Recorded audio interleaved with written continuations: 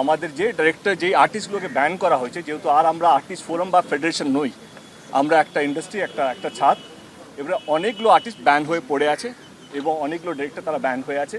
বুম্বাদা আমাকে 72 ঘন্টা টাইম দিয়েছে, 72 ঘন্টার মধ্যে তারা আবার ফিরবে, সেটাই বুম্বাদা আমাকে কথা দিয়েছে। এবং আমাদের যারা আর্টিস্ট যারা কাজ করতে পারছে, কারণ একটা রাহুল চলে যাওয়াতে আমরা বুঝতে পেরেছি যে শুধু চলে যাওয়া নয়, কাজ না করতে দেওয়াও একটা একটা একটা এমন একটা কষ্ট, সেইটা আমার মনে হয় যাদের কাজ নেই তারা বুঝতে পারবে।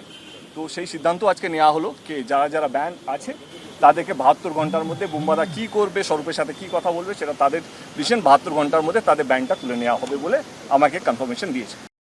কিছু কিছু আমাদের আর্টিস্ট কাজ করতে পারছেন না, তা নিয়ে আমাদের একজন অভিনেতা প্রশ্ন করেছেন, কিন্তু তার জ্ঞাতার্থে জানাই যে আমাদের টেকনিশিয়ানরা লাস্ট 1 বছর 3 মাস ধরে কোর্টে নিজেদের অধিকার রক্ষা করার জন্য লড়াই করছেন।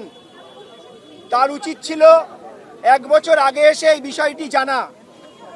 আমরা আমাদের কাজের অধিকার যাতে না পাই তার জন্য তারা কেস করেছিলেন এবং 1 বছর 10 দিনের মাথায় মহামান্য আদালত সেই কেসটিকে খারিজ করে দিয়েছেন।